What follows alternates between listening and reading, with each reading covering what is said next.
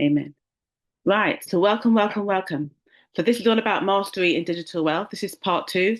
I'm not sure how many of you were here for part one. So before I start, I have a little poll here. I'm just going to share it and ask, if I get this wrong, just help me out here. So question one, done. Question one, question two, question one. Here we go.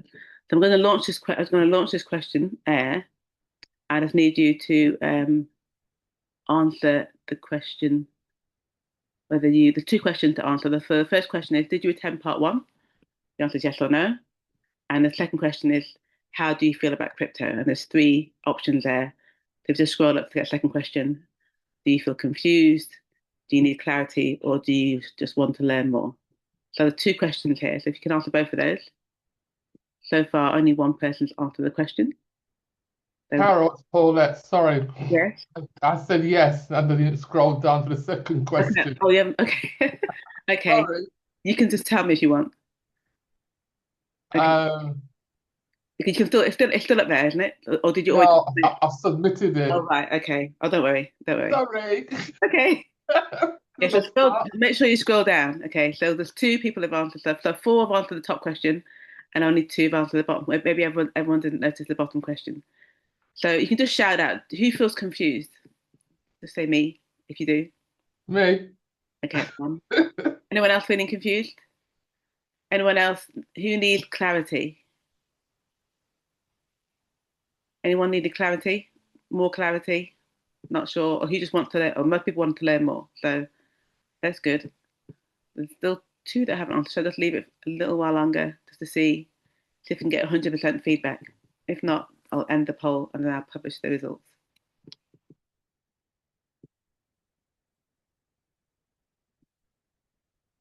Just checking the chat. Okay, I've just seen. Okay, thanks for the comment. Thanks for the comment in the chat.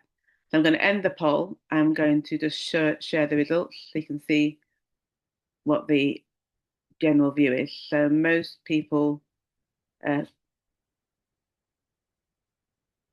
most people here did attend, but a few didn't. So there will be a recap. And for part two, most want to learn more, I believe, based on those who replied. So I'm going to stop sharing and I'm going to go straight into presentation. So before I do anything, there's a disclaimer, of course. I have to say that I'm not a financial advisor and I am not regulated by the FCA, which is the Financial Conduct Authority. So this session here is not to give financial advice, investment advice, or legal advice. So everything I share today is for education and information purposes only. And any examples that are mentioned are not recommendations to buy, to sell, or to invest. And as always, whether you invest in crypto or anything else, you're always responsible for your own decisions and always do your own research. And if needed, speak to a qualified financial advisor. And the golden rule is never to invest more than you can afford to lose. That applies in any situation. So hopefully that is clear. So I'm here just to provide education. I'm just going to do a quick recap of what we covered last time. It's a very quick recap because we're going to cover some other things in a bit more detail. And there will be time for questions at the end as well. But if you do have a question as I go through, just if you just raise your hand using the reactions at the bottom of the Zoom, then I can stop at a convenient point to answer any questions as we go through. So going through what we did last time. So the first thing, I'm sure we are all aware that money has changed over time. When people first exchanged goods for value, it wasn't coins. They would use wheat, or they would use various types of money. So it hasn't been the same over the centuries. It has been different.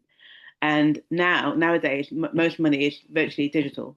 So most of the time, you don't. Well, a lot of people still like to carry cash, or some still like to carry cash, but most of us operate digitally using our Apple Pay, GPay, and we see our bank balance through numbers on a screen. We don't actually see piles of money under a mattress these days. So most of our money is already digital.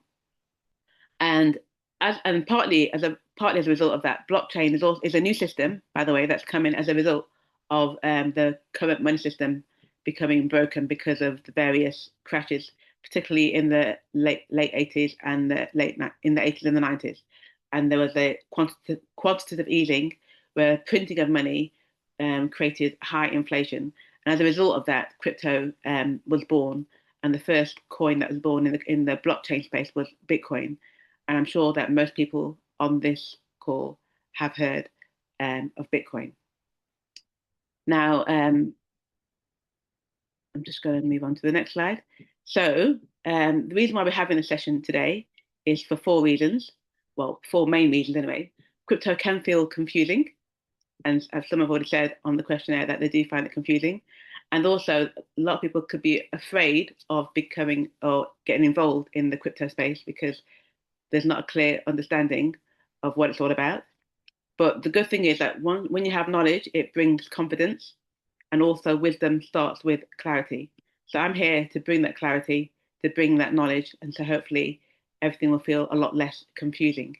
So I'm going to just do one more poll before we start in earnest. So I'm just learning how to do these poll things.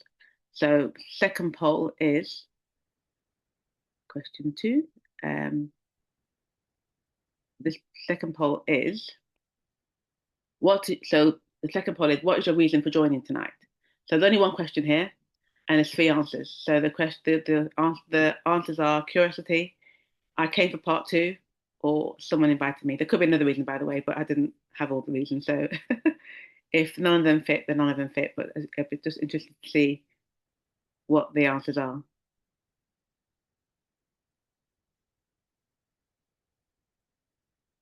So it's half and half so far. A few more to reply.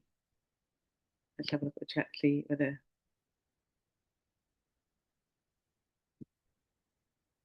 Okay. So 5 out of 7 have replied. Any more? Any more for any more? 6 have replied. So most people came for curiosity. That's good. Hopefully I can help to enlighten, solve that problem. So I'm going to end the poll. I'm going to just share the results so you can see the answer before I move on. So 67% are curious, and a third came for part 2. So thank you for coming back for part 2. It's good. Hopefully part 2 is helpful. Right, so I am going to move on to provide more clarity. So this is what we're going to cover this evening. We're going to talk about the different types of cryptocurrency. We're going to talk about what blockchains really are. We're going to talk about how people check what's real, because there are a lot of things out there that appear or are disguised as crypto, and that's where scammers come in. So again, we do need to protect ourselves and need to know how do we know what's real and what's not real, and also what do you need to do before starting. So we're going to cover those 4 main areas. So what is crypto? So crypto is not one thing. It can be money. So people do use crypto to spend just as you would your fiat money in the bank. Crypto can also be a tool in order to achieve something. We're going to look at some examples of that. It can also be a digital service, and sometimes cryptocurrency can be used as an experiment. So there are various ways that cryptocurrency is used. It's not just about when people think of crypto, generally speaking, they just think about Bitcoin, because everybody knows about Bitcoin, and they think, okay, the price can go up and down really fast, and that's very, very true. But there are some aspects of cryptocurrency that don't sit in that box, and it can be used for many, many, many other things as well. I'm going to cover some of those on the next slide. So generally speaking, and there are 4 main types of crypto. There's something called a payment coin, and that's where Bitcoin sits. So people can pay for goods and services using Bitcoin. But it's not just Bitcoin, there are other payment coins as well. But when it comes to payment coins in the crypto space, it's digital money that you can send to anyone, and you can use it just like digital cash. And Bitcoin is the most common and well-known example of that.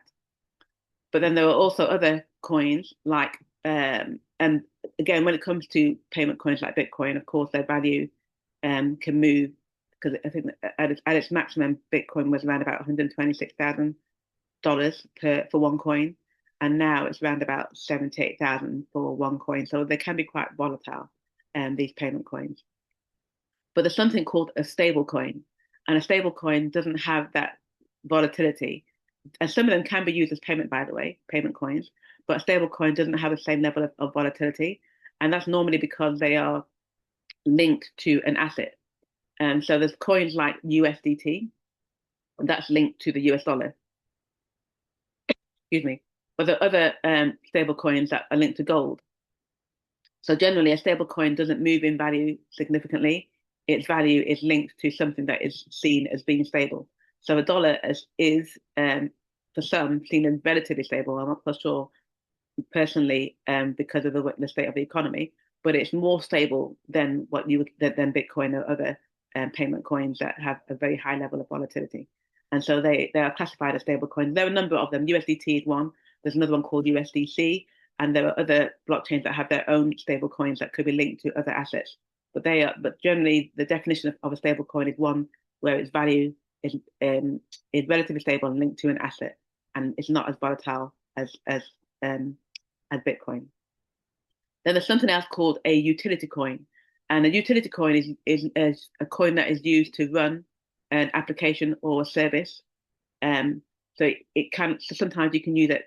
You might receive a coin and use it as a credit. So you can use it to pay for a service. So there could be an online app potentially, and then in order to use that service, you then pay with a coin. That coin would be a digital coin, and it will be a cryptocurrency coin that you can probably earn off that blockchain. But you can use that coin to pay for gaming potentially. There are gaming apps that use cryptocurrency. There are gambling apps that use cryptocurrency. So again, it's not just about paying for goods and services in shops and restaurants, but also for different activities as well. There are coins that are created specifically for gaming or created specifically for gambling and things like that. And then there's something called meme coins. So meme coins are coins that are created just for fun, as a joke or maybe as a trend. So I'm not sure how many people here have heard of the Dogecoin or Dogecoin, as people might call it. That started off as a trend, and it gathered momentum because the community got bigger and bigger. And now many mainstream projects have adopted Dogecoin, so it's seen less as a meme coin, but technically speaking, it is still a meme coin because it was created. It's community driven, and it's created as part of it started as a trend or as a fun thing. And there are many coins that start as meme coins, and that part of the cryptocurrency world is quite I would say something you should stay away from unless you really know what you're doing, because those coins can disappear overnight, literally. So a lot of the coins that are created in that space do not last very long. Dogecoin is one that has, and there are a few others that have, but there are so many that are created every single day. Literally, coins are created every single day, and some of them have a very short lifespan. But it's also an area, if you know what you're doing, you can actually make a lot of money as well. It's not an area that I specialize in or even get involved in, but there are people that do, and it's an area that you can. But the risk is very, very high, so that's something I generally stay away from. Okay, so just as a summary, so crypto can be a tool to achieve or to do projects or to complete tasks. The crypto space can be quite noisy because there's a lot going on in the crypto space, and there's lots of media reports, and you hear stuff on the news, and you read stuff in the paper, you see stuff on the internet. So sometimes you just don't know what to believe because there's so much noise out there. Some crypto can be used as an experiment, and the Dogecoin was one of those, and that's happened um, to extend its life. It's lived longer than most would have expected. And then also there's the genuine use for crypto. It can be used as money as well. And again, I said Bitcoin is the most commonly known of those. So why do people get confused? People get confused because everything gets called crypto. I mean, I was at doctor's last year and to see a specialist about my shoulder that I dislocated last year. And there's a lady there, his assistant, and they were talking about Bitcoin. It just came up as a conversation, and she said she got scammed by Bitcoin. But Bitcoin's not a person, so everyone, and so people just think they just use that term in every situation because they don't really understand what cryptocurrency is or what Bitcoin even is. So everything gets called crypto, and it really isn't. Sometimes there are opportunities. There are there are projects that are that are disguised as being crypto based, and they're not. So it's really important to understand what is and what isn't. And the reason, again, there are and we can see that through social media exaggerations. We see a lot out there when it comes to cryptocurrency on social media. Again, how do you discern what is truth and what isn't? And then there's also hype. People are afraid of missing out, so people jump on certain projects faster before they get to know the truth, and then they then lose out, unfortunately. So it's really important, and this is why I'm holding this session today, to learn what it's for or what it can be used for, learn why it exists, and also learn how it works. So even though I've been in this space now I didn't really explain much about me, actually, to tell the truth. I did last time, those who were in part one, but those who have joined part two probably don't know enough about me. So I'll just use this point here just to explain a little bit about me. So I've been in the crypto space for about 6 years now. My background is I'm a qualified accountant, worked in banking for over 30 years. But after 30 years, which is a long time, the banking industry can be very restrictive, particularly with compliance and also with what they see as being involved in projects that could be conflict with my role. So unless you actually declare everything to your bosses or to the compliance team, that could be a sackable offence. So I actually was involved in a project whilst I was working, and it was discovered, and I almost lost my job over it. And I just felt that there was too much control. And therefore, I decided that for me, I wanted to be my own boss and not to have to be conformed to all the rules. They're very, very strict rules, and even what you could post on social media, for example, in the role that I was in at the time, I was in quite a senior role working for a government arm's length bank called a government arm's length bank. I'll leave it at that. And if you look at my LinkedIn profile, you'll see who that was. And it just wasn't. I just found that I couldn't be myself. So I made the big decision in 2022 to leave the corporate world and to move into this space permanently. And that's what I now do. So I'm 24/7 in the cryptocurrency space, and I no longer have a 9 to 5. And I much prefer it that way, because now I'm my own boss, and I can make my own decisions and do things based on my preferences, and not have to follow the corporate hamster wheel, as they say. So that's a little bit about me. So I'm going to talk about risks as well, because it's not. Everyone says crypto is risky, and of course there are risks in everything that you do, but there are things that you can do and learn to do so you can minimize that risk.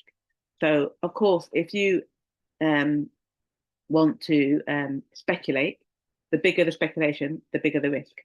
The bigger the promise usually means a bigger risk, and simpler is often safer. But if you're moving into the crypto, no one should jump in 2 feet, 100%, and put all their assets, into crypto. That isn't safe. It's best to start slowly, educate, don't rush, don't feel pressured, and never buckle under FOMO. Never feel I've got to do this right now, fear of missing out, last chance saloon. A lot of projects do use that as a tool to get people in, particularly scam opportunities. They do use that as a way to get people in quick, so they think they're going to miss out. But that's not the way to go. And that's how. And if these 5, 6 recommendations aren't followed, then you're likely to be scammed. So there are safer ways and slower ways to get into the space, to just ensure your safety and that you know what you're doing before you go for the bigger option. So I'm going to talk about blockchain and why people are moving towards blockchain and moving away from mainstream. Because it's not all about risk. There are it's very transparent, for example. It is a digital record book that everyone can see. So when you have your money in a bank, of course you can see your as long as the app is working, or as long as you have access to the online records, you can see your transactions. But you can't see them forever. So if I go to my NatWest bank account, for example, and go into the app, I can see my transaction, I think, for the last 6 months. If I want to go beyond, I think 6 months. If I want to go beyond that, I have to request that information. But when you go to the blockchain, you can see your transactions forever, going back to year dot. So, for example, if you had Bitcoin back in 2015, and even if you didn't own Bitcoin back in 2015, you can go onto what they call an explorer, and you can see every transaction that's taken place on the Bitcoin blockchain since 2015. You won't see people's names and addresses, or anything like that, but you'll see their account number in the blockchain world. Now, account number in the blockchain world is equivalent to letters and numbers. So you'll see all these and they call them wallet addresses. So you'll see all these wallet addresses. You'll see all these transactions going in and out, going back 15 years and beyond. And for every blockchain that exists, you can see that those records are transparent for the whole world to see. So we have full transparency. There's no black box. Nothing is hidden. There's full transparency. And if you know your own personal wallet, which of course you will do, you can do a filter on your wallet and you can see every single transaction that you've made from year dot. That's one of the benefits of blockchain. And also it can't be secretly changed. So you don't have the same what's the word? So there's more opportunity for hacks or for misinformation, put it that way, when it comes to mainstream. There's more chance of misinformation when it comes to mainstream, but when it comes to blockchain, it can't be changed. The way it's been set up, the protocol has been designed that once a record has been set, that record cannot be changed, and it's there permanently stamped, dated, and secured. And so you can always go back and have a look at that record, and it will always be the same. And no single person controls the blockchain. It is run not by itself, but it uses technology in order to develop some technology have made it in such a way so that it's not maintained or run by any single one person. And therefore it reduces secrecy, it prevents cheating, and there are many blockchains out there, possibly over 100, but blockchains all solve different problems. So I mentioned earlier on that everyone's familiar with Bitcoin, and that is basically a monetary blockchain. It's a digital currency, but there are other blockchains that exist purely possibly for gaming, and there are other blockchains that exist purely possibly for gambling, and there are other blockchains that exist for what they call smart contracts. So a lot of real world situations, i.e., buying of home of property, for example, a lot of those type of transactions are now moving on to the blockchain, and there are blockchains that are built purely to handle those type of transactions, and that's called tokenization. So there are blockchains now that have been developed purely to tokenize property and assets, so people can actually buy a portion of a house rather than buying a full house. So, for example, if you've got a home that's worth £1 million, that can be one person can buy that for £1 million. But if you choose to tokenize it and you create tokens that are let's say $1,000 per token, then that would be 1,000 tokens that you have, and that means as a minimum, as a maximum, sorry, as a minimum, 1,000 people can buy one token each, and they'll own a tenth of that house.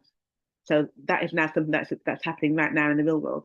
You might not see it so much here, but it's happening very much so in Dubai and also in Asia as well. And also it's also beginning to happen a lot more in the UK as well, and the rest of the world. And it's known as tokenization, and that's something that blockchains are used for as well.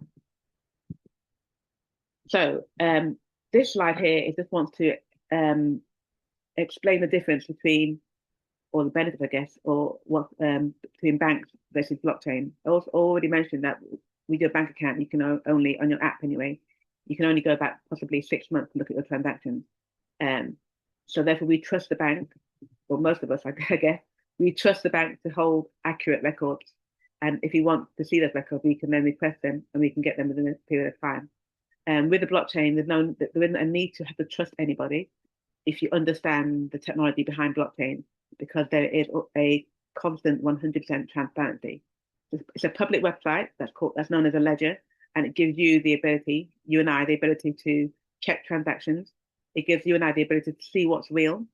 It gives you the ability to verify information. So if I said to you, I've sent you, so if with my bank account, if I said to you, I've sent you £100, you said, I haven't seen it. You can't go back and check my account to see whether I sent it or not. You've got to take my word for it. But with the blockchain, you can actually go and have a look, and you can see the transaction leave my wallet. And even if it's still pending and hasn't yet reached your wallet, you can still see that as a pending transaction on the blockchain. So that's what I mean by when I say transparency. You can see what's real. You can see transactions. You can verify information.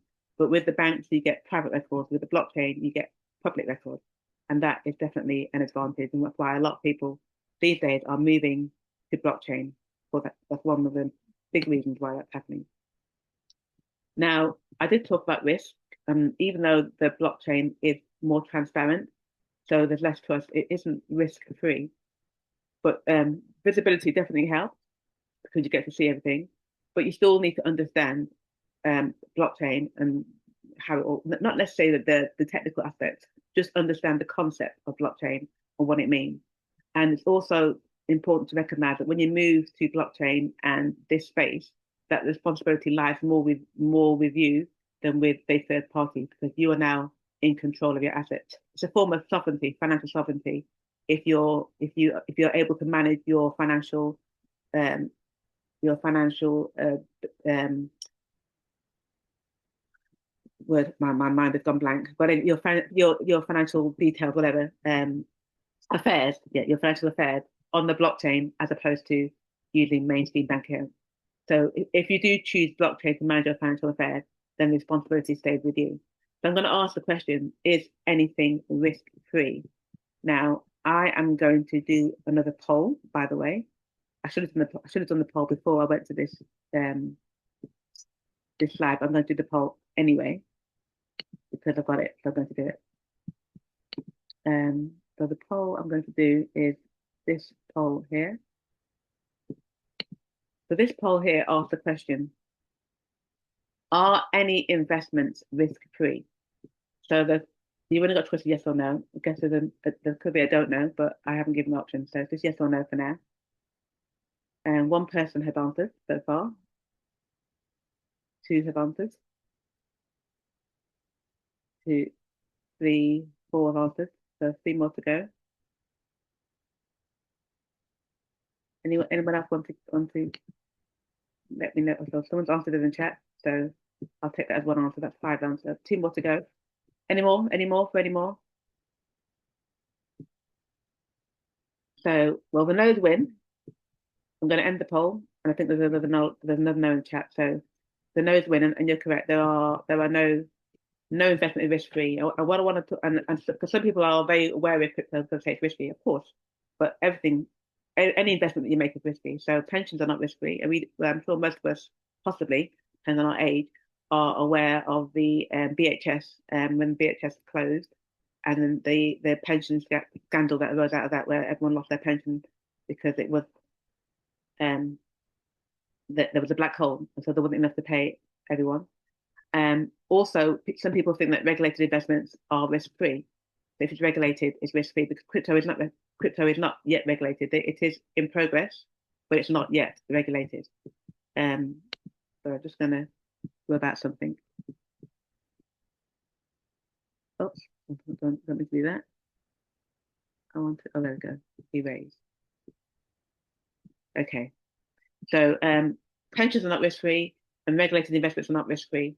There are, however, limited protections. So if you hold funds in a bank, then that is protected. If the bank was to collapse, that's protected, I think, up to 125,000.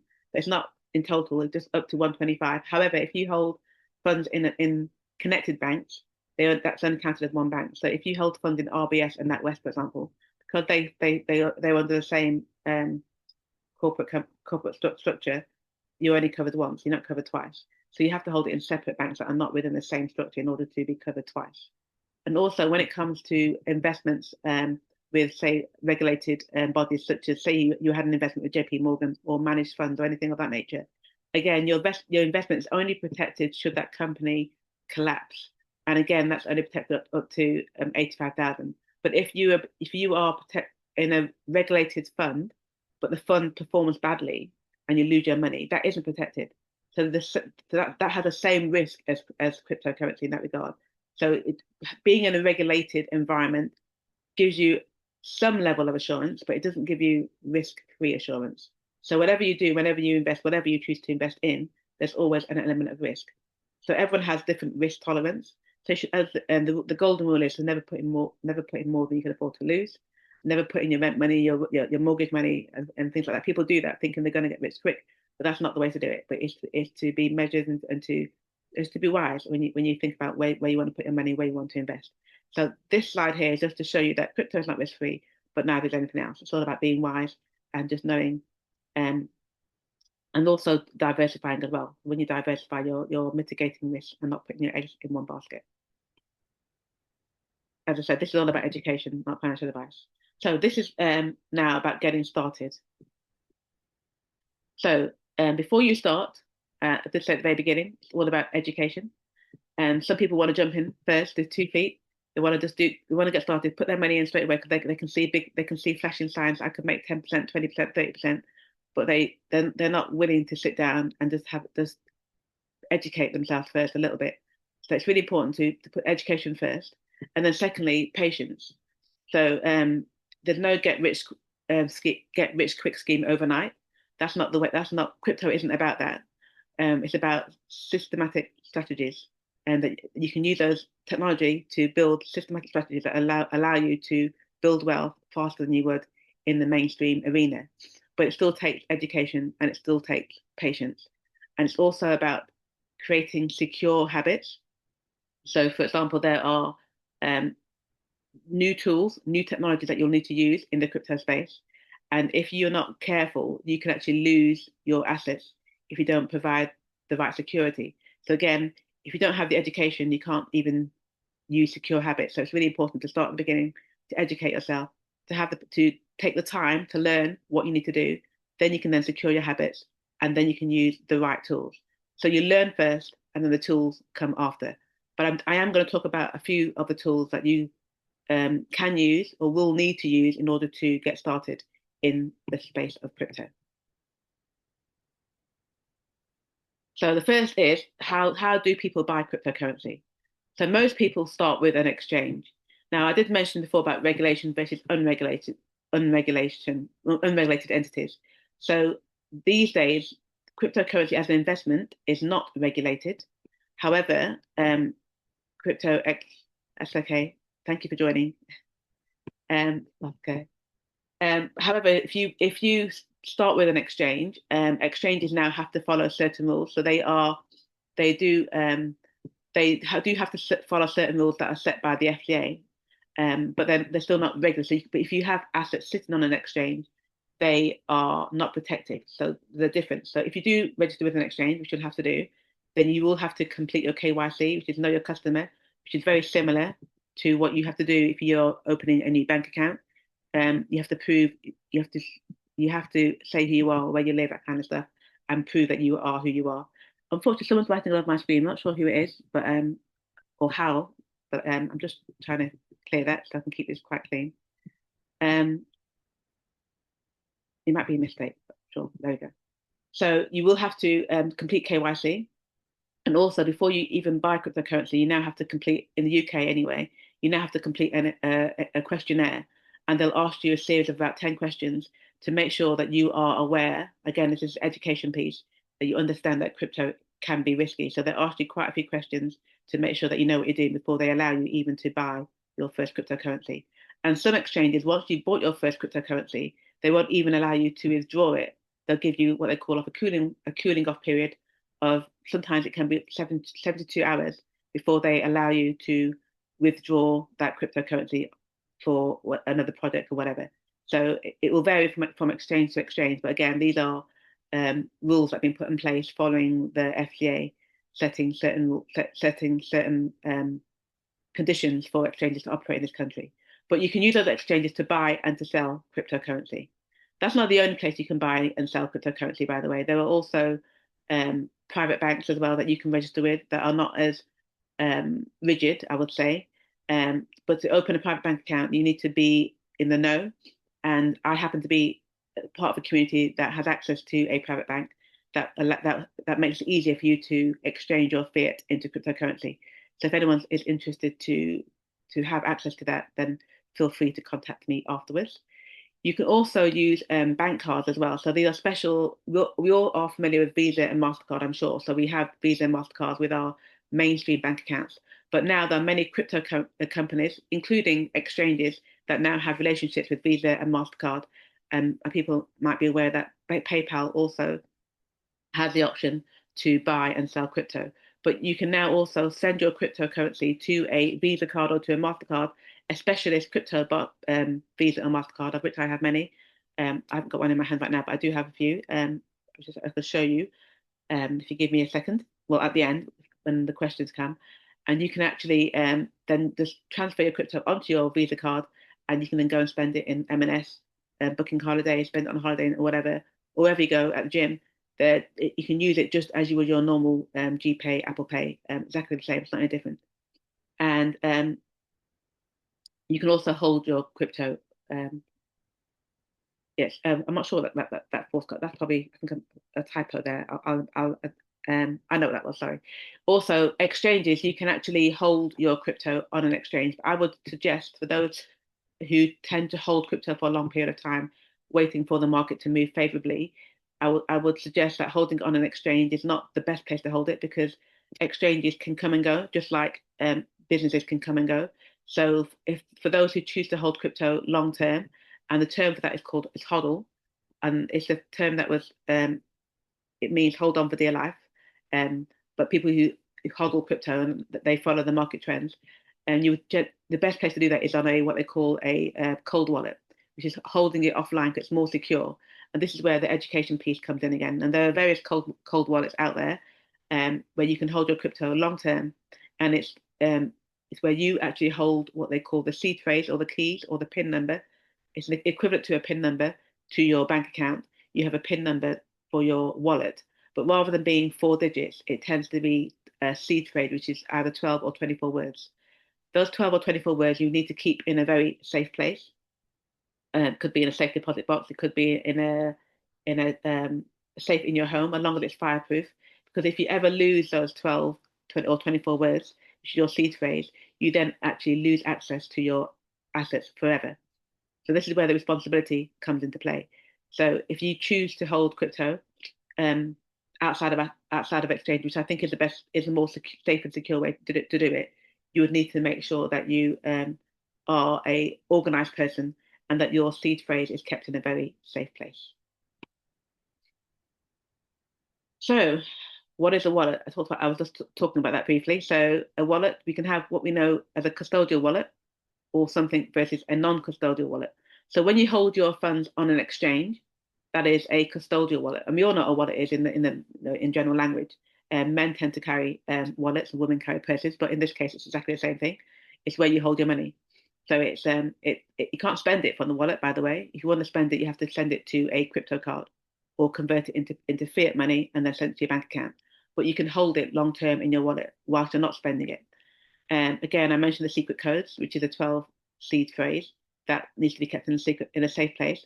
But also, you need to think about the next generation. So we're not going to be here forever. So if you've got assets that are sitting in your wallet, whether it's custodial or non-custodial, you need to make sure that whoever you are leaving your assets to, that you make sure that they also know how to access um, the non-custodial wallet. Otherwise, those assets will be gone forevermore, because there's nobody that can give that information to them apart from you. So that's really important when you're looking at just succession planning, sorry, that you take that into consideration. So there are two types of wallets, as I said. Custodial is an exchange. That's when someone is managing the wallet for you. So if you keep your money on an exchange, that is managed by the exchange. If that exchange loses if, for example, if you have a blackout or um, the there's some issue with the exchange. That's sometimes NatWest, for example, their website is shut down because there's been an issue. It means you can't access your account for a time. The same thing could happen with a custodial wallet. Or if, for example, that company crashed again, you wouldn't be able to access your assets, and you'd have to wait for them to go through a process to get your assets back, which could be a long. Administration can take forever. Sometimes it can take 2 3 years. Whereas if you have a non-custodial wallet, then you are always in control, and there's no outside influences with regards to you accessing your funds. So for me, I tend to veer on the non-custodial side. However, of course, we do have the added responsibility where you have to make sure that you keep your secret code, your keys, in a very safe place. So now we're moving on to income. How do you earn income in the crypto space? So we talked earlier on at the very beginning about different types of coins. We talked about stable coins. Talked about payment coins. We talked about coins that are used for services and meme coins. So right now, I'm just going to focus on cryptocurrency that can be used as money. That's the focus from this point on. And there are 4 main ways to earn income in the space: mining, I'm not sure if everyone here has heard of Bitcoin mining.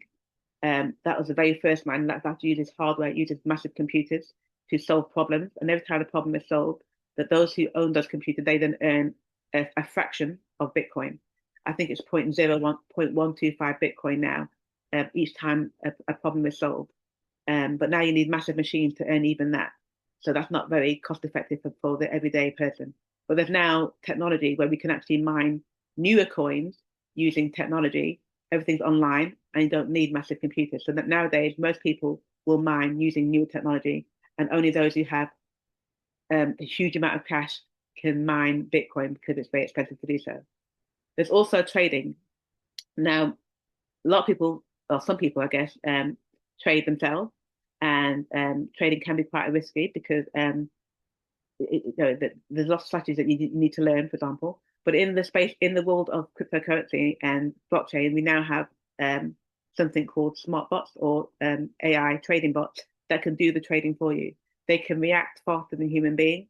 They can scan the market faster than we can read the internet or scan through Google or whatever we can scan through to see the way the markets are moving. So many people are using the blockchain to trade, and I'm one of those people. There's something called staking. So staking is a bit like having a long-term savings plan. You can hold your coin for a period of time and you receive staking reward, which is similar to what you could call interest.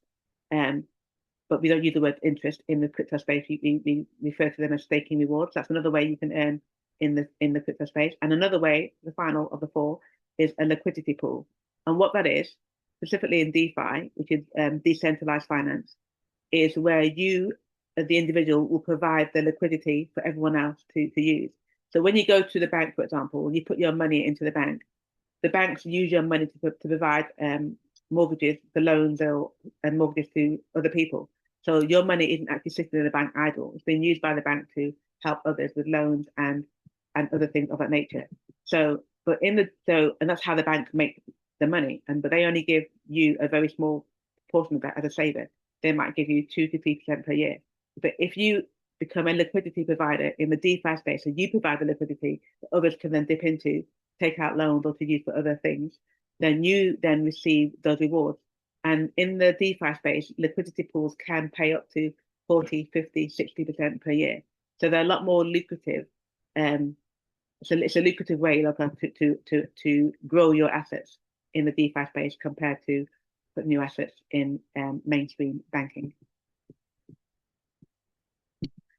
So, but it's also important to remember that whatever method of income generation you choose within crypto, liquidity matters. You need to be able to withdraw your funds.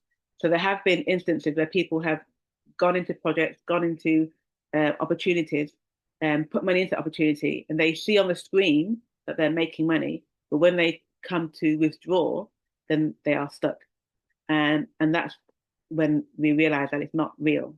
So it's important that whatever projects or whatever opportunities that you choose to venture into, and that you're able to get liquidity, you're able to withdraw your funds, because it's important to access your funds, not just to see numbers on the screen, because that's not real. You need to be able to access it and then send it to your bank account or send it to a Visa or MasterCard so they're able to spend it, should you choose to do that. Or if you want to just withdraw it and store it. But at least the most important thing is whatever project you go into, it's important to make sure that it's a liquid project that you're able to access the rewards and they're not just numbers on the screen. So I mentioned earlier on crypto cards. So I'm just going to briefly mention that again. So of course, when you do withdraw your funds, the best way to do it, I feel, is to use the partnership with Visa and MasterCard. And there are many partnerships out there. There are many cards out there now. There's lots of choices out there actually that allow you to do this. And there are many choices where you don't even have to convert your crypto into fiat to load the card. You can just load it with cryptocurrency and spend it as cryptocurrency. So it's making life a lot easier. Those who came into this space 10 years ago, 12 years ago, didn't have this luxury. So it is becoming a lot easier for those of us who join, who are involved today versus those of us who were, well, I wasn't involved 10 years ago, but those who were involved 10 years ago, life was a lot harder then than it is now in the crypto space. But I think this is really important. This slide is really important, is not to get burned. And why do people get burnt? You can see this picture here that I've chosen of someone seeing their all their assets go up in flames. And one of the reasons why people get burnt because they skip the learning, they forget about the education, they just want to jump straight to I want to make 10%, 20%, 30%, 40%, and they skip the learning. And that's one of the reasons why we're having this session today, is that people can, those who want to understand more, those who are curious, as someone said, those who want to learn more, you can hopefully benefit from this call today. And also, many people get burnt because they follow the hype. So, and I know of that I do know of schemes in the past where there's been a lot of hype. A lot of people have jumped on because of the hype, and then they've gone and looked under the cover afterwards and found out that what they jumped onto wasn't real. And the third thing why people also get burnt is because they trust people blindly. And some people do not go out deliberately to deceive. It's not their intention to do so, but because they have also followed the hype and haven't done their own homework, haven't done their due diligence. It's really important to do your due diligence. It's really important to do your research. It's really important not to put in more than you can afford to lose. So these are things that we need to make sure that we're not following hype. We're not trusting anyone blindly. Don't even follow me blindly. No, I don't want anyone to do that. I want people to be educated. I want people to ask questions, which is why we're doing this today. And I want people to look under the cover, lift the lid up and have a look under the cover and see what's real and understand the tokenomics. And that's one thing I like about blockchain. You do have that transparency. Once you can, and if you don't understand the blockchain, and we know there are, you can learn. You can learn. You don't have to be technical. You just need to appreciate the concept and understand the big picture, and that way then there's less chance of you getting burnt. So to avoid that, the right starting posture is to learn first. And I've emphasized that so many times, but it is really important to learn first, to move slowly. It's best to, what's the saying, run before you can walk. And you walk first, then you run, and then choose wisely. So we're talking about the year of mastery, and these three things: learning first, moving slowly, and choosing wisely are the three steps that will take us to mastery for sure. So just briefly, these are my primary options. So I am involved in two main projects. The third one has third party custody, where the capital is locked for 1 year. There's a 35% penalty for early withdrawal if it's less than a year, and the current track record is 15 to 18% per month. That's one of my primary options. And then my second option is a self-custody option. And this is where, going back to the greater level of responsibility, where you actually own the seed phrase, the 24 words or the 12 words that you have to keep in a very safe place. If you lose those words, you lose your assets. And that's currently averaging about 6% monthly.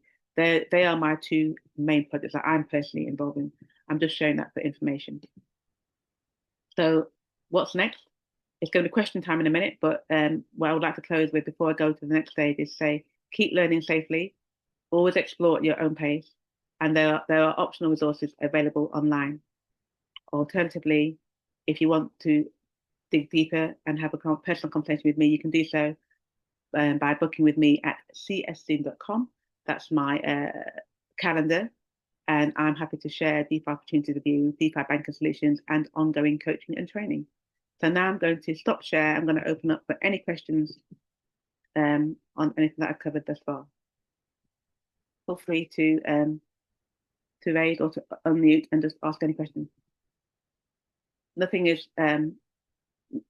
Yes. Carol. Yes. First, I want to say thank you for what you've done. I've really enjoyed it. It's really informative. And one question popped into my mind is, do you think we will be paid salary in Bitcoin years to come? Some people already are. That's not a futuristic. Oh. It's a current question. There are some companies that pay all their staff in cryptocurrency, not necessarily Bitcoin. Some do, but some use stablecoin wrapped to USDT. And many people who are in referral opportunities, they are paid instantly, whatever. So say someone buy the product in cryptocurrency, whether it's Bitcoin, whether it's Ethereum, whether it's USDT. Because of blockchain, they receive their commission instantly. So you know that we have like people who work on a commission basis. They need to wait possibly for the end of the week, end of the month to get paid. When there are certain bridges that run on blockchain, so when the product is purchased, whoever has referred that person, whoever has introduced that person to buy that product, they receive an instant payment in cryptocurrency. So it's already happening. It's not a futuristic question. That's okay. Any more? Feel free. Nothing's off limits. I'm happy to answer any question. Doesn't matter how skewed it is. I'm happy. No questions is a silly question, by the way. You can even. Hi. Hi, Carol. It's Sister Sharon here. How you doing? Very well. Thank you very much. That's really informative. One question I want to ask is, what would you recommend for your first? How much you'd put in for your very first go? Okay. See, I like that sort of rough figure. That's okay. No, I don't like to tell people what to put in. By the way, yeah, because that's me giving advice. What I say is, you need to feel comfortable with whatever you put in. So if you put in whatever you put in, if you feel that's going to cause you to struggle over the next week and month, then don't do that. So just whatever you got to feel comfortable yourself. That okay, I'm happy to. If I put this in and say you want to just test the waters. Yeah. And go small. You say, well, if I put this in, if this doesn't work out for me, I'm not going to cry. I'm not going. Yeah. So whatever you put, so that number, because for somebody that could be £1,000 for somebody. With somebody else, could be £200. But some of the projects I'm in, for example, to give you a rough idea, the two that I mentioned, one of them is a starting number is $120, which is about £90, or £100. That's quite no. So that's a very low level. It's very low risk and very low level. The other one is about $400, which is about £320. So whatever you feel comfortable with. Yeah. But it's not going to cause you to lose your house or lose your home or not be able to buy food. That makes sense. Yeah, it does. Thank you. Okay, thank you. Any more questions from anyone? Any question? Oh, thank you, Siobhan, for your comments in the chat. If you don't want to ask it and want to put it in the chat, I'm happy to answer any questions in the chat as well. Oh, I do have one more poll while you're thinking, by the way. I'm just going to put this poll out there. For those who joined late, they might not be able to answer it fully, but I'll still put it out there. This is my last poll. So the question is, so how do you feel about crypto after this session? So some people, when they first joined, you felt confused, you wanted more clarity, you wanted to be educated. So now I've got here, do you feel more confused? Maybe some might, because I shared a lot of information today, so you might feel more confused. Do you feel that you've gained clarity, or are you keen to learn more? It'd be good to know how you feel after hearing what you've heard today.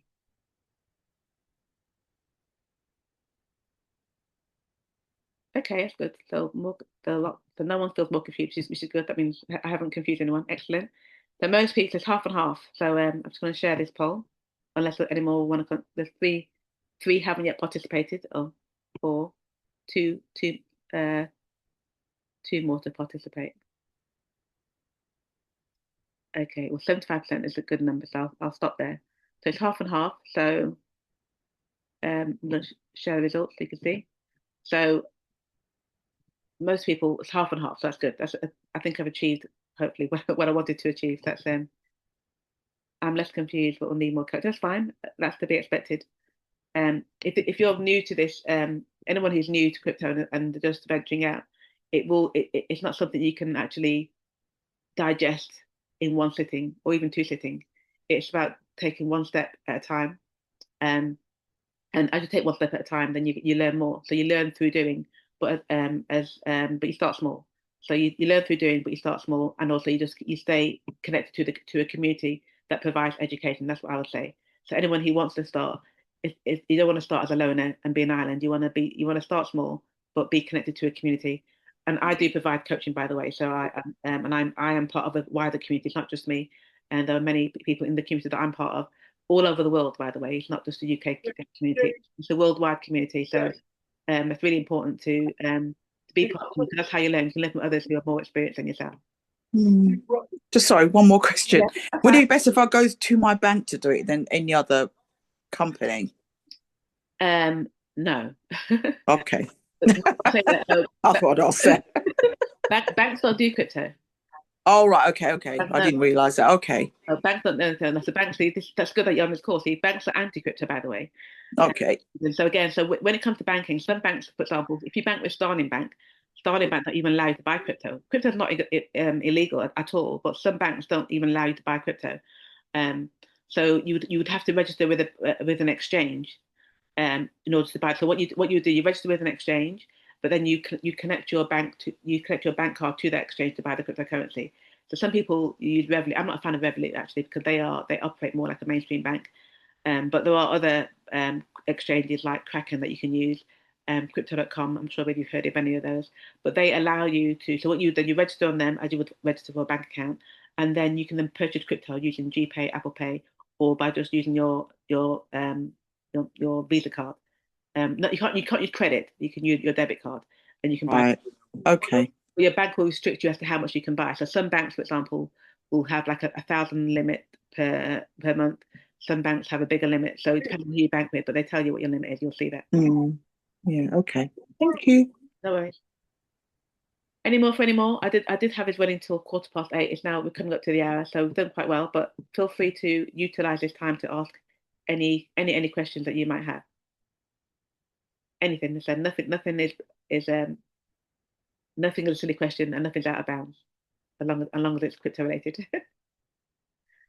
If everyone's comfortable, everyone's feels that if you do want to ask, if you want to reach out to me, by the way, you can book a 15-minute consultation with me if you want to have a few more questions. You want to work out where you would feel you would best fit.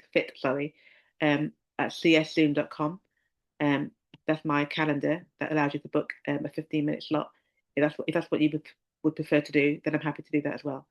So if there are no more questions, I will just say thank you ever so much for joining tonight.